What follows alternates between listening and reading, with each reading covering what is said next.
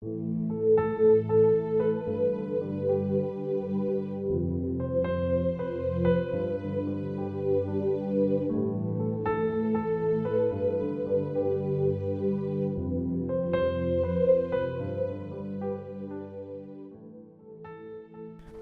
du 2 juillet, la Dieu-vérité. Tu aimeras ton prochain comme toi-même. Lévitique 19, verset 18. En 2016, Casey James a présenté un documentaire intitulé The Red Pill, dans lequel elle raconte son expérience en interviewant les dirigeants d'une organisation de défense des droits des hommes. Elle croyait initialement qu'il s'agissait d'un groupe haineux contre les femmes.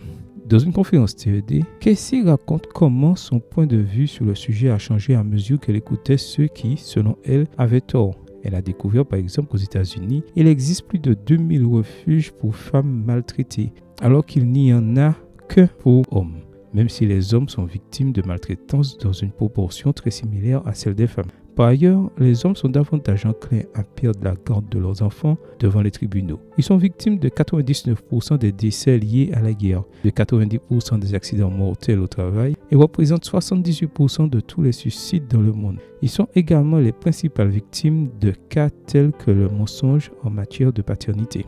Si Casey James avait lu la Bible, elle aurait réalisé la dure vérité que l'Écriture nous présente. Nous sommes tous victimes du péché, hommes et femmes, riches et pauvres, jeunes et vieux, instruits et analphabètes, car il n'y a pas de distinction, tous ont péché et sont privés de la gloire de Dieu. Romains 3, verset 23. Il ne sert à rien de débattre pour savoir qui a été le plus affecté par le péché et qui l'a été le moins.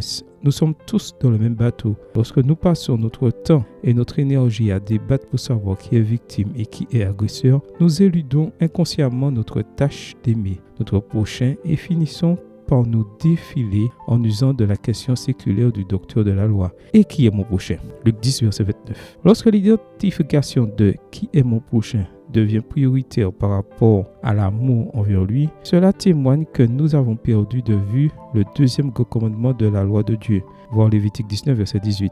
Nous vivons dans un monde où nous souffrons tous et sommes tous confrontés à l'injustice et à la douleur. Mais dans ce monde où le péché abonde, Dieu nous a appelés, toi et moi, à la tâche radicale de faire abonder sa grâce à travers nos paroles et nos actes d'amour envers notre prochain. Accepteras-tu le défi aujourd'hui? Amen. Bonne journée à toi et que le Seigneur te bénisse.